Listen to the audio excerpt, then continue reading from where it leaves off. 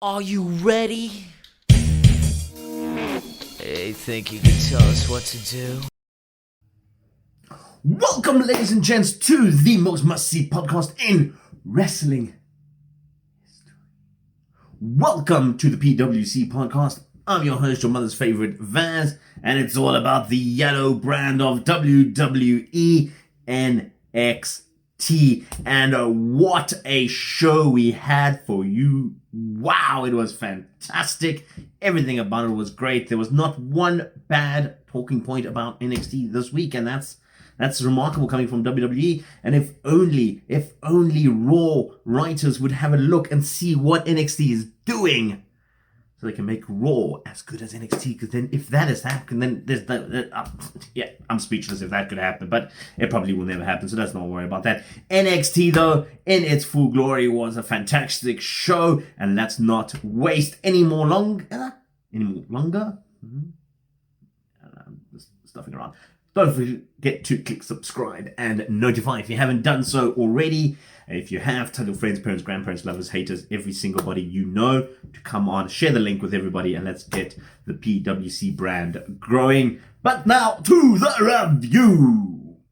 And NXT kicked off with a banger of a match. We had Oney Lorcan and the Bruiserweight Pete Dunne take on Toothless Timmy and Old Man Ciampa, and this was just a hard-hitting affair. It was just boom, boom, boom, boom.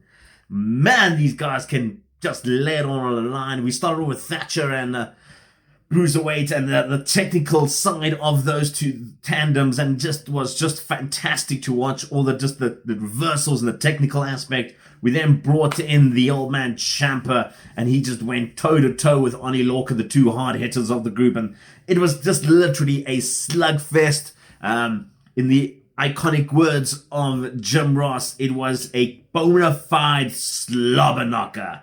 That's what this match was, and it was fantastic to watch.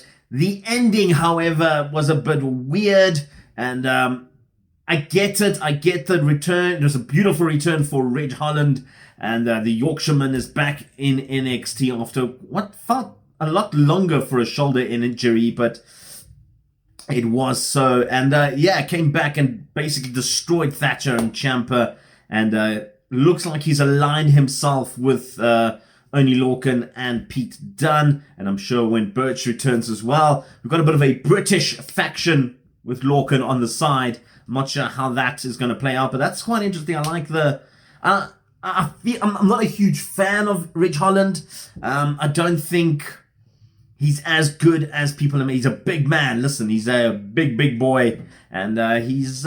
for me, though, he feels like he's so limited for his size in the ring. I mean, when you have big guys like Bronson Reed and Keith Lee and, the guys like that who are a bit more athletic than they should be, and then you've got a guy who's big like Ridge Holland and he's not as athletic as he should be. I mean, even guys like Brock Lesnar, who is a big, advertised as a monster, can still, do a shooting star press, albeit not well. He can still do it where I can't see Ridge Holland doing any shooting star presses anytime soon. I can't even see him doing a drop kick anytime soon, but only time will tell where this one goes. But just to clarify, it did pick up the victory for Pete Dunne and Oney Lorcan, taking the victory. Pete Dunne pinned Tommaso Ciampa in the end, and and of course, like I said, Ridge Holland came out and just decimated the tag team. We then got the highly anticipated promo of Samoa Joe, and he was going to be talking about what happened last week, especially at the end of NXT when we saw that William Regal was choked out by Karrion Kross, and he was irate, and he came to the ring irate and called out William Regal and said, listen, there's a 3-step program for us to get Karrion Kross back, because he knows he wants to fire Karrion Kross, but obviously that is not the plan, because we can't fire our biggest stars and make us look weak, even though it's pretty clear that he's moving on to Raw.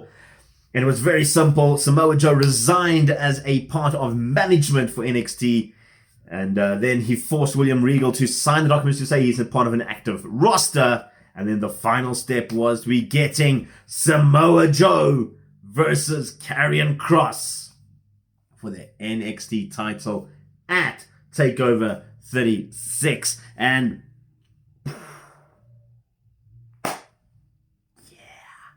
yeah, that's exactly what we want as fans. We want Samoa Joe back in the ring. I'm glad he's medically cleared to compete in the ring. I hope it's a long-term clearance and not like, you know, guys that come back with those serious injuries and then get back re-injured. You don't want that sort of thing. So I'm glad they took their time with this thing, and I'm stoked, man. I am stoked. We then got the ongoing saga of Cameron Grimes and, of course, L.A. Knight. And it was a day of golfing for the $1 Million champion. And Cameron Grimes, being Cameron Grimes, just annoyed the hell out of him. We had 3 segments in there. We'll get to them as we go on. As they showed on the show, we'll keep it to the right schedule. And the first segment just basically showed Cameron Grimes' ignorance. There was a little bit of a potty humor joke in there about him cleaning balls, which was always, always welcome in wrestling. And then we got him saying that if he hits it, he bets him $5,000 that he's going to hit him into the woods. And of course he did. A bit of confusion with the sandwich and driver gloves. It was a classic little golf comedy, I guess, when it comes to guys being ignorant about golf. But it set the tone for what was to come in following segments. It was the breakout tournament, Carmelo Hayes taking on Josh Briggs. And listen, I'm still rooting for my boy Odyssey Jones to win breakout tournament. He is my guy. I've picked him. I'm going to stick with him. But Carmelo Hayes is looking like fire. And he picked up the victory against Josh Briggs. And listen, taking nothing away from Josh Briggs, he looks like he could be a future in this business, a future champion easily. He's got the physique, he's got the style. He needs to just flesh out his persona a little bit more, where someone like Carmelo Hayes has the whole package at the moment.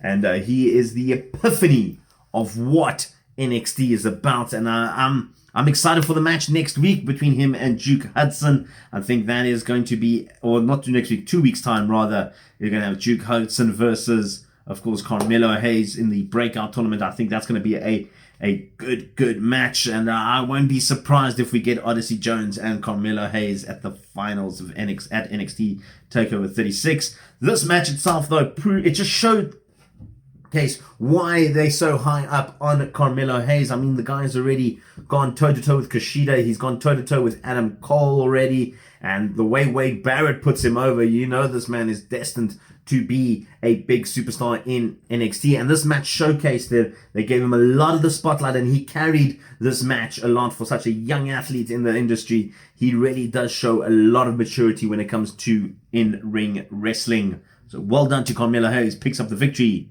and moves on to the semi-final. The women's NXT champion made her way to the ring, accompanied by Dakota Kai, as always. And she was going to address the NXT locker room and basically said, listen, I've defeated everybody. Who's ready to step up? Dakota Kai listed off all the people that she has defeated, in the sense that she's taken out Rhea Ripley, she's taken out Ember Moon, taken out a whole list of other people, Io Shirai, Jaya Lee. There's nobody who can stand in the way of Raquel Gonzalez. She even went on to say that she's probably the most dominant NXT champion, you know, since the time. She's more dominant than Asuka, than Charlotte Flair, than Shayna Baszler. So she listed off quite a lot of big names in the women's industry of NXT, and then basically challenged anyone in the back, said, listen, who's ready to take on? Step up, step up. Nobody stepped up. And then they basically said, this is it. No one's ready to take her on. Raquel started celebrating, and out of nowhere, Dakota Kai takes out Raquel Gonzalez, turning on her best friend. And what a good line was, nobody can touch Raquel Gonzalez as long as I have your back, is what Dakota Kai said. And this sets up quite possibly one of the most anticipated title defenses of Raquel Gonzalez. Because let's face it, as dominant as Raquel has been, I haven't really felt the excitement of her being a champion. I haven't felt that draw card of, it felt like it's a bit of an afterthought, in the sense that they went for the tag team titles rather than her defending titles. And yeah, she did defend against, Io Shirai, and she did defend against Xia Li and Mercedes, and all those. There was a bit of tension and everything, but it never really panned out. And I feel like maybe Mercedes Martinez should have had maybe a run, but unfortunately, injury from what happened with Xia Li, I think they were forced to change a bit of plans there. But that's all right. And looks like we are getting the New Zealander taking on the Latina. It is Dakota Kai going to be taking on Raquel Gonzalez. And you know what? I hope Dakota takes it, because she's been a solid workhorse for NXT. She's been in there for a long time. The unsung hero of the women's division, in my opinion, because she's actually so good, but doesn't get the recognition she deserves. So I hope she picks up this victory. I hope she becomes the new NXT champion. And that obviously boils down into the rumors that WWE wants to bring Raquel Gonzalez to the main roster as well. So a good opportunity for her to drop the title and move on.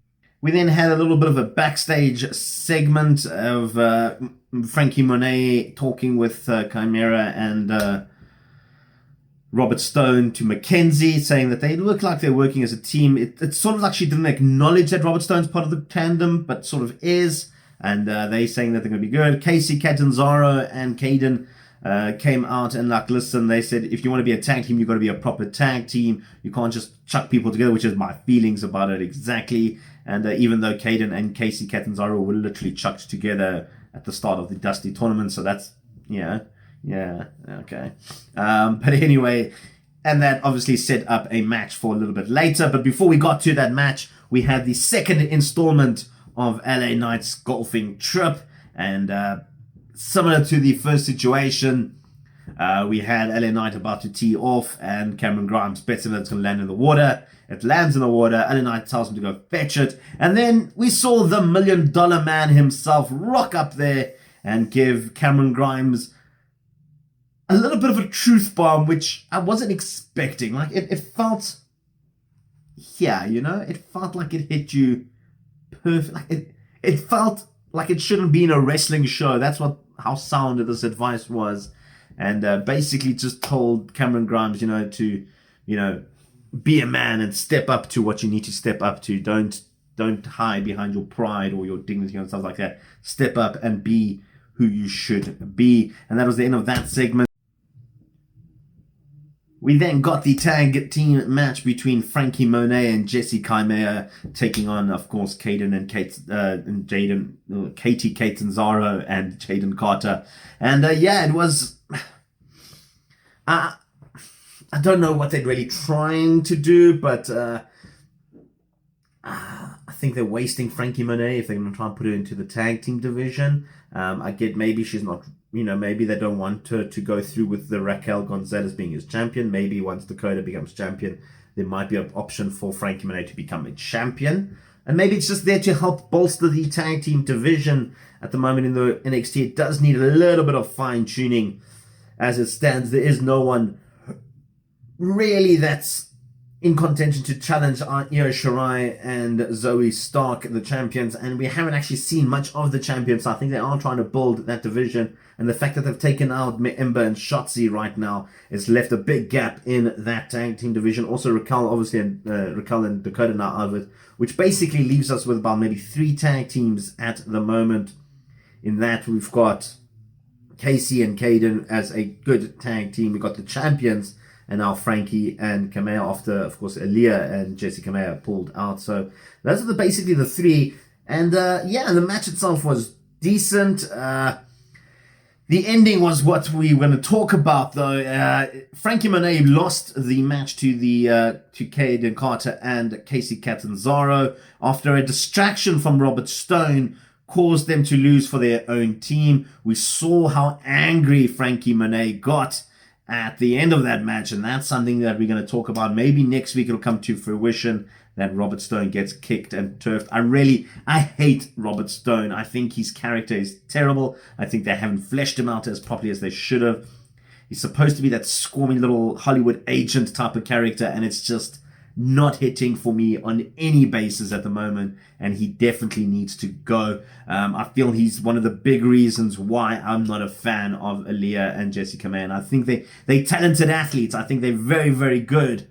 I just don't think they've as good because maybe of Robert Stone. We then had the Way and backstage segment. Johnny Gargano, Candice LeRae, and Indy Hartwell. And Gargano panicking that he hasn't seen Austin Theory, claiming that he's run away from home. And it's sad. And Candice LeRae playing. I like this whole mother-father figure of Johnny Gargano and Candice LeRae. And while they're busy chatting amongst them, Indy Hartwell gets a present and opens it up, and it's a drawing of Dexter Lumis as part of the family. Austin Theory is not in that picture. Let me just put that. It looked like it was Gargano, LeRae, Indy, and Dexter. Of course, Candice and Johnny freaked out, and they said, no, he's never joining the family. He's not part of the family. He is not the family. This is our family. Don't destroy it. And Indy came up with the idea of having a match. Johnny Gargano versus Dexter Lumis. If Lumis wins, he can join the family. If Gargano wins, Indy Hartwell's never allowed to mention Dexter Lumis ever again. It was a perfect little segment for the Way. I love the Way. There's nothing Johnny Gargano and Candice LeRae can do right now that will annoy me in any sense of the word. I love everything about them. And even the little gimmick at the end, like, it's not going on the fridge. Don't put this on the fridge. And then you hear Johnny's like, it's going to go on the fridge. I loved it. I think it was fantastic. Excited for next week in a Love Her, Leave Her match. Back to the ring, and we had Hit Row taking on Imperium after what happened last week. And it was Adonis and Top Dollar, rather, taking on Imperium. And it was a hard-hitting match. It was great. I enjoyed it. The finish, though, as much as I dislike this distraction finish, which is happening more and more and more in wrestling, not just WWE, this one made 100% sense.